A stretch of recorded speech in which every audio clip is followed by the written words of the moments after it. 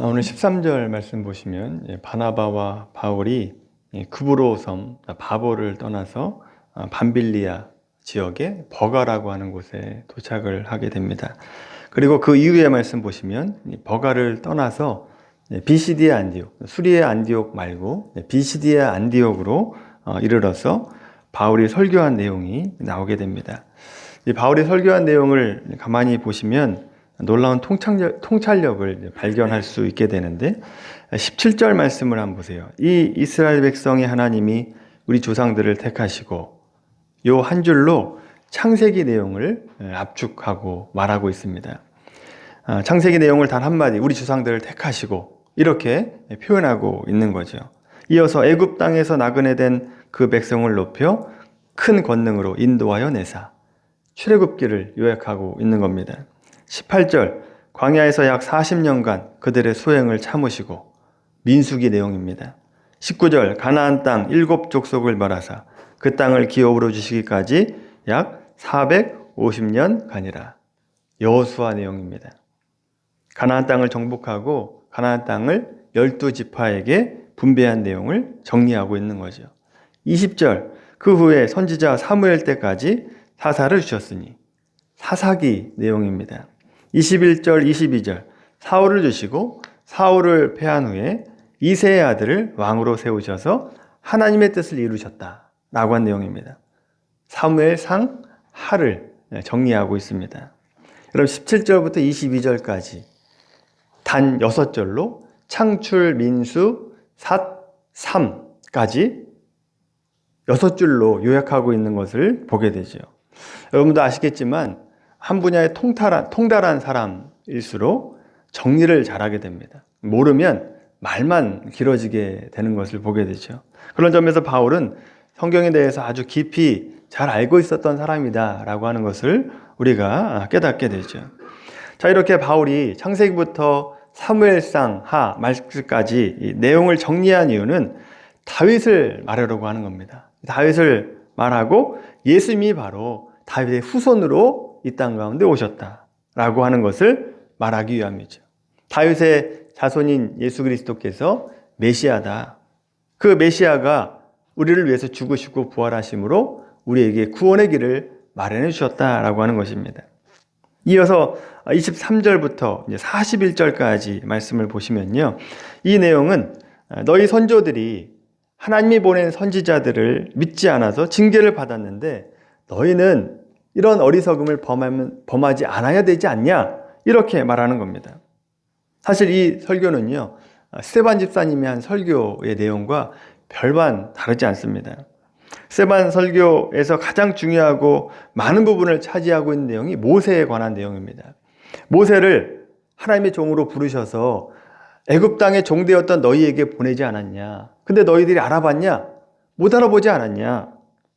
그러면서 너희들이 모세뿐만 아니라 모세 이후에 많은 선지자들 역시 하나님의 종으로 보냈는데 너희들이 그 선지자를 못 알아보고 배척하지 않았냐? 죽이지 않았냐? 라고 얘기하고 있는 겁니다. 그러면서 너희의 생각과 판단이 이렇게 잘못된 적이 많으니까 예수님에 대해서도 다시 한번 생각해봐라. 예수님이 하나님의 아들이자 메시아다라고 하는 것을 다시 한번 생각해보고 믿어라 라고 하는 내용이 스데반 집사님의 설교의 내용입니다. 여러분 여기서 우리가 중요하게 생각해 봐야 될 점이 있습니다. 바울이 스데반 집사님의 설교를 들었습니까? 못 들었습니까? 들었죠. 그 자리 현장에 있었습니다. 그 설교를 듣고 스데반 집사님의 설교를 듣고 은혜 받고 회심했나요? 회심하지 않았죠. 오히려 스데반 집사님을 죽였습니다. 자, 그런데 바울이 지금 비시디아 안디옥에서 설교를 하고 있는데 스데반 집사님이 한 설교와 거의 비등한 설교를 하고 있다라고 하는 겁니다. 여러분 이것이 이상한 점입니다. 생각해 보세요. 바울이 스데반 집사님의 설교를 듣고 변하지 않았어요. 그 얘기를 듣고 은혜 받지 못했습니다. 그리고 오히려 그 설교를 듣고 스데반 집사님을 죽였어요. 결국 스데반 집사님의 설교가 바울에게 효과가 없었다라고 하는 거죠.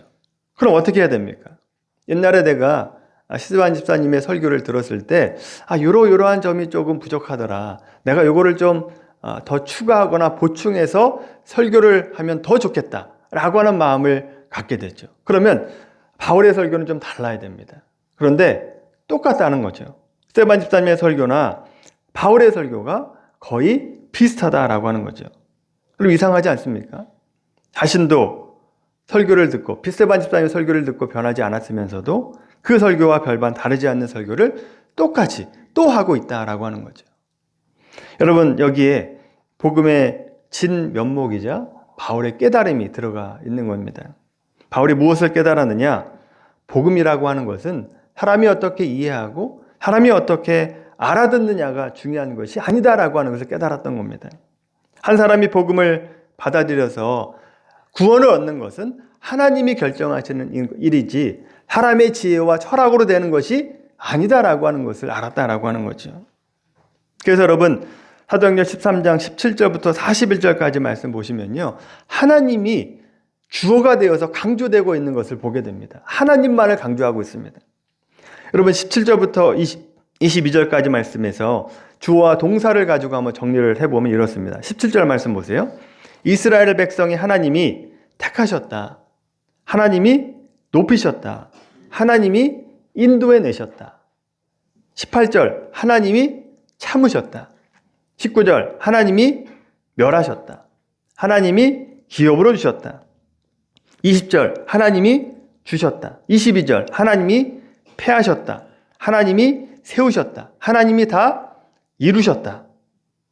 하나님을 강조하고 있죠. 하나님이 주도적으로 하신 일을 기록하고 있고, 그 다음 27절부터 37절까지 말씀, 전부 성경에 기록된 대로 예언대로 이루어졌다라고 하는 것을 강조하고 있습니다. 그래서 여러분, 복음이라고 하는 것은 내가 어떻게 이해했느냐, 이거보다 하나님께서 어떻게 하셨는가가 강조돼야 되는 것이죠. 그런 이유 때문에 바울도 스데반 집사님이 한 설교와 별반 다르지 않은 설교를 지금 하고 있다라고 하는 거죠. 여러분, 성경은요, 우리 인간에 대해서 늘 어떻게 얘기하느냐? 우리 인간은 미련하고 또 장님이고 또 죽은 자다라고 얘기합니다. 죽은 자가 어떻게 깨닫습니까? 눈이 멀었는데 어떻게 봅니까? 우리는 그렇게 어리석은 자다라고 하는 겁니다. 죄의 노예다라고 얘기하죠. 죄에 찌들여서 정당한 생각을 할 수 없는 존재라고 표현하고 있습니다. 그래서 여러분, 우리가 똑똑해서 복음을 깨친 것이 아닙니다. 구원받을 만해서 내가 구원받은 것이 아니다라고 하는 거죠. 내가 하나님을 찾은 게 아닙니다. 하나님이 나를 찾아오셨다라고 하는 것이죠. 그래서 여러분, 구원은 언제나 은혜다라고 얘기하는 겁니다. 하나님의 선물이다라고 얘기하는 거죠. 여러분, 우리가 이것을 빨리 인정할수록 구원받을 때도 좋고 신앙생활할 때도 좋다라고 하는 겁니다.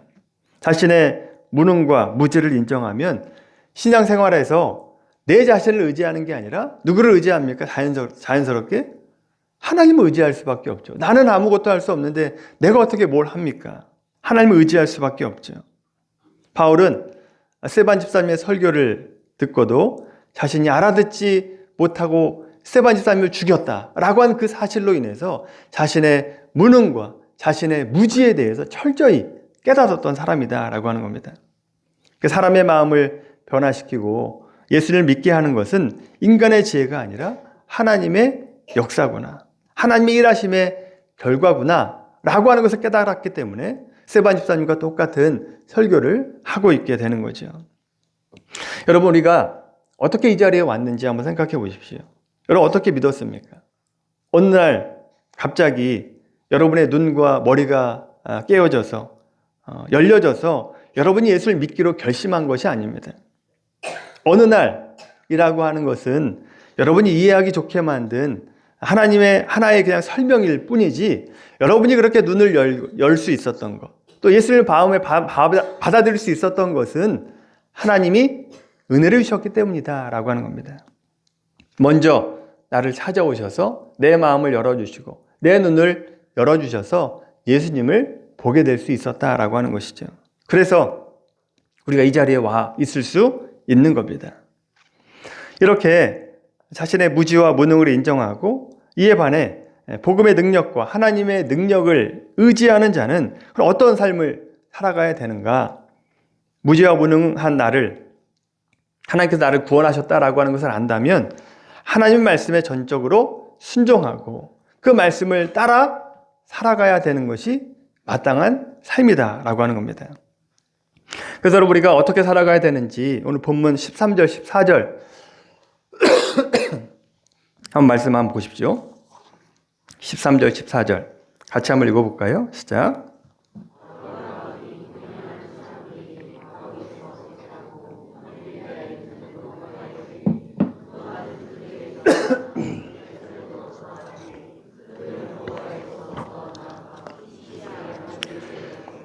안식일에 회당에 들어가 앉으니라. 아멘. 여러분 바울이 구브로 섬 바보에서 서기오 바울을 회심하게 하는, 예수님 믿게 하는 그런 일을 경험하고 이제 배를 타고 밤빌리아 지역의 수도 버가라고 하는 곳에 도착을 합니다. 구브로에서 배를 타고 이제 육지로 딱 도착을 하면 거기가 버가라고 하는 곳입니다. 굉장히 큰 도시 중에 하나였습니다. 이때 누가 돌아갔다고요? 마가 요한은 예루살렘으로 돌아갔다라고 얘기합니다. 그리고 14절 말씀 보시면 바울과 바나바가 이상하게도 당시에 큰 도시였던 이 버가라고 하는 곳을 그냥 지나칩니다. 그리고 버가에서부터 그 위쪽에 있는 비시디아 안디옥까지 그 사이에는요 3,000m 정도 되는 산맥이 하나 있습니다. 굉장히 큰 산맥이 하나 가로막고 있어요. 그 산맥이 타우루스 산맥입니다. 그 산맥을 넘어서 약 1,000m 고지에 있었던 곳이 바로 비시디아 안디옥이었다라고 하는 거죠. 산골 마을입니다. 아주 작은 마을이었다라고 하는 겁니다. 왜 그곳에 갔는지 성경은 나와 있지 않고 우리에게 설명하고 있지 않습니다만 주석자들의 말이나 갈라디아서의 말씀을 보면 우리가 추측해 볼 수 있습니다. 갈라디아서 4장 13절 말씀 한번 보겠습니다. 갈라디아서 4장 13절입니다. 신약성경 306페이지입니다. 갈라디아서 4장 13절 말씀, 신약성경 306페이지 말씀입니다.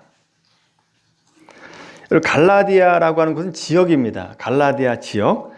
지금 비시디아 안디옥을 비롯해서 이고니온과 루스드라와 더베 이 지역이 다 갈라디아 지역이에요.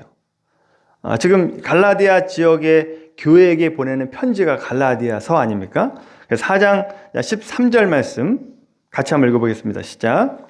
내가 처음에 육체의 약함으로 말미암아 너희에게 복음을 전한 것을 너희가 아는 바라. 아멘. 바울이 말하기를요. 갈라디아 지역에 복음을 전하게 된 계기가 자신이 병든 것 때문이다 라고 얘기하고 있는 겁니다. 자신의 질병 때문이다 라고 얘기하고 있는 거죠. 이게 무슨 소린가? 사도 바울이 병 치료차 비시디아 안디옥으로 갔다라고 한 얘기입니다. 그러면 그 병이 무슨 질병이냐? 만약 우리가 일반적으로 알고 있었던 어떤 간질이나 안질이다라고 한다면 여러분 큰 도시였던 버가라고 하는 곳이 더 큰 병원이 있지 않겠습니까? 그래서 거기서 치료하는 게 훨씬 더 낫습니다. 굳이 타우루스 산맥 3,000m가 넘는 그 산맥을 넘을 필요가 없다라고 하는 거죠. 자, 그렇다면 어떤 질병이기에 비시디아 안디옥 1,000m 산골 지역 마을까지 가게 됐는가? 여러 주석자들 말 중에 가장 합당한 말 설명이 이겁니다. 바울이 풍토병이나 말라리아에 걸렸다라고 설명을 합니다. 당시 말라리아나 풍토병을 치료할 수 있는 방법은요, 환경을 바꿔주는 겁니다. 환경을 바꿔주는 게 그때 당시의 치료법 중에 하나였다라고 하는 거죠. 지금 바울이 섬에 있었잖아요. 버가라고 하는 곳은 해변 도시입니다. 그러니까 덥고 습합니다. 더운 지역, 습한 지역이었다라고 하는 거죠. 그래서 환경을 바꾸기 위해서 해발이 높고 건조하고 좀 선선한 지역이었던 비시디아 안디옥으로 가게 됐다라고 하는 것이 가장 합당한 설명으로 보인다라고 하는 거죠. 그런 의미에서 비시디아 안디옥에 가게 되었고 그곳에서 복음을 전하게 되었다라고 하는 겁니다. 자, 그런데 13절 말씀 보시면 마가 요한이 예루살렘으로 돌아가게 되는데, 돌아간 이유도 여러분 생각을 해보시면 이유가 설명이 됩니다. 지금 사도 바울은 병들었어요. 아픕니다. 지금 풍토병 때문에 고생하고 있어요. 근데 3000m를 넘어서 간다는 거예요. 그 3000m 고지를 넘어서 비시디아 안디옥까지 걸어가겠다는 겁니다. 그러니까 마가 요한으로서는 도저히 감당이 안 되는 거죠. 그래서 마가 요한은 예루살렘으로 돌아가게 됩니다. 여러분, 우리가 바울과 같은 입장이다, 내가 바울이다 라고 생각을 해보시면, 선교를 포기하고 마가 요한처럼 수리아 안디옥이나 자기 고향으로 돌아가고 싶지 않겠습니까? 엄마 생각이 나지 않겠어요? 아픈데? 근데 바울도 얼마든지 자기 고향이었던 길리기아 다소로 걸어갈 수 있었습니다. 다소는 이 버가에서 별로 떨어지지 않은 지역이었거든요. 갈 수 있었는데 가지 않았다라고 하는 거죠. 비시디아 안디옥으로 가게 됩니다. 왜 마가의 결정과 바울의 결정이 달랐을까? 이 차이가 앞에서 말씀드린 것처럼 자신의 무지와 무능을 철저히 인정하느냐 아니냐에 따라서 달라지게 되는 겁니다. 13장 5절 말씀 한번 보세요.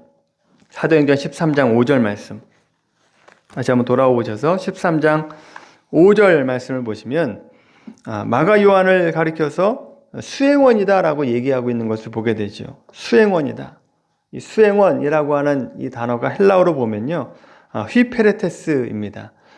휘페라고 하는 것은 뭐뭐 아래라고 하는 뜻입니다. 그리고 페레테스는 노 젓는 사람이라고 하는 뜻입니다.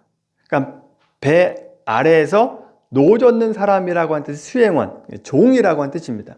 여러분, 로마 시대 영화 보시면 그 배에서 전쟁을 할 때 위에서는 전쟁하지만 배 아래에 누가 있습니까? 노 젓는 사람이 있죠. 노 젓는 사람은요, 그 앞에서 북치는 사람의 명령만 따르면 됩니다. 다른 거 할 수 있는 게 없고 그냥 그 북소리에 맞춰서 노만 저으면 된다라고 하는 거죠. 따라서 이 마가 요한이 바울과 바나바 선교를 돕는 수행원으로 참여했다라고 한다면 자기 결정권이 없는 사람입니다. 그래서 선교의 대장 대신 성령님의 말씀을 듣고 따라가거나 아니면 선교의 리더였던 바나바와 바울을 따라가야 살아가는 것이 합당한 삶이었다라고 하는 거죠. 그런데 자기 집으로 돌아가 버렸습니다. 뭡니까? 자기가 종이다라고 하는 것을 망각했다라고 하는 겁니다. 자기가 수행원으로서의 역할을 하지 못했다라고 하는 거죠. 그런데 14절에서 바울은 풍토병에 걸렸음에도 선교를 포기하지 않습니다. 고향으로 돌아가지 않아요. 험난한 타루스 산맥을 넘어서 비시디아 안디옥까지 가게 됐다라고 하는 거죠. 왜 이런 결정을 합니까? 왜 이런 결정을 하게 되느냐? 바울은 자기가 어떤 존재인지를 알았다는 겁니다. 자기가 하나님의 종이다라고 하는 것을 알았기 때문이다라고 하는 거죠. 사도행전 26장 한번 찾아보겠습니다.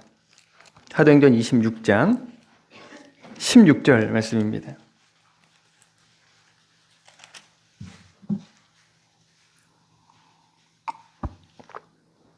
사도행전 26장 16절 말씀 같이 읽어볼까요? 시작. 일어나 서라. 내가 내게 나타난 것은 곧 내가 나를 본 일과 장차 내가 내게 나타날 일에 너로 종과 증인을 삼으려 함이니. 아멘. 바울 자신이 어떻게 예수를 믿게 되었는가 간증하고 있는 내용입니다. 이 말에서 자기가 어떤 존재인지가 명확하게 드러나고 있죠. 자신은 하나님을 위해서 종으로 부르셨다. 휘페레테스다 라고 하는 것을 고백하고 있는 것을 보게 되죠. 여러분, 이뿐만 아니라 바울이 쓴 서신서에도 보시면 자기는 그리스도의 일꾼이다 라고 얘기하고 있고, 또 하나님의 종이고 종이면서 사도다 라고 하는 얘기를 종종 쓰고 있는 것을 보게 됩니다. 자기가 종이라고 하는 것을 알았기 때문에 바울은 결정할 때 자기가 결정하지 않습니다. 하나님의 뜻에, 성령님의 뜻에 순종하며 살아갔다라고 하는 거죠. 지금 몸이 아픈데도 불구하고 비시디아 안디옥까지 가게 됐던 이유가 뭐냐? 성령님이 말씀하지 않았기 때문입니다. 너 병들었으니까 고향으로 돌아가라.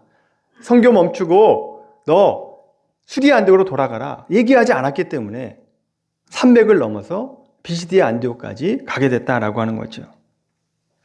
여러분, 우리도 나를 어떤 존재로 인식하느냐에 따라서 우리의 신앙의 모습이 달라지게 됩니다. 나는 어떤 존재이냐에 따라서 우리의 신앙의 모습이 달라진다라고 하는 거죠. 나의 무능과 무력을 인정하냐, 인정하지 않느냐? 내가 하나님의 종이냐, 아니냐? 여러분, 이것을 어떻게 대답하느냐에 따라서 우리의 신앙의 모습이 완전히 달라진다라고 하는 거죠. 내 인생의 주인이 나고 나는 무엇이든지 할 수 있고 나는 못할 일이 없다라고 생각한다면 하나님을 의지할 필요가 없죠. 내 힘으로 다 할 수 있는데 내가 왜 하나님을 의지합니까? 이런 생각을 하며 살아가게 됩니다. 근데 여러분, 그렇게 살아가면 당장은 별일이 없이 잘 지내는 것처럼 우리가 살아갈 수 있습니다. 그런데 그 인생은 결국 세상 앞에 무너지게 됩니다. 반드시 무너지게 되죠. 그래서 여러분, 예수를 믿는 우리는 우리 지위에 있어서는 하나님의 자녀라고 하는 지위를 가지고 있지만 하나님의 일을 맡은 자, 하나님의 사명을 맡은 자에 있어서는 하나님의 종으로 부름받았다라고 하는 것입니다. 우리가 하나님의 종이라고 하는 정확한 인식이 있으면 우리는 나를 위한 신앙이 아니라 하나님을 위한 신앙이 될 수 있는 거죠. 하나님 중심의 신앙이 될 수 있게 되는 것입니다. 여러분, 거창하게 내가 하나님을 위한 삶을 사느냐 아느냐 이걸 따지기 전에 여러분 인생에서 하나님은 얼마 정도의 부분을 여러분의 삶 가운데 차지하고 있습니까? 여러분 생각에 하나님의 생각이 얼마나 차지하고 있느냐 한번 질문해 보십시오. 얼마나 많은 시간을 하나님을 위해서 드리고 있습니까? 얼마나 많은 물질을 하나님께 드리고 계십니까? 얼마나 많은 생각 속에 얼마나 많이 하나님을 생각하고 있습니까? 무엇을 결정하고 판단할 때 하나님의 의견을 묻고 계십니까? 아니면 여러분 스스로 결정하고 계십니까? 여러분, 종은 자신의 생각을 내려놓고 주인의 뜻을 따르는 자가 종입니다. 내 생각이 없이 주인의 뜻에 따르는 자, 그가 바로 종이다라고 하는 것이죠. 우리가 그리스도의 종으로 부름받은 자입니다. 내가 그리스도의 종이다라고 하는 거죠. 그러면 누구의 뜻을 따라야 됩니까? 하나님의 뜻을 따라가야 되는 것이죠. 여러분, 우리가 그리스도의 종이다라고 하는 자기 정체성을 가지고 하나님의 뜻을 따라 살아가는 우리 모두가 되기를 예수님의 이름으로 간절히 축원합니다.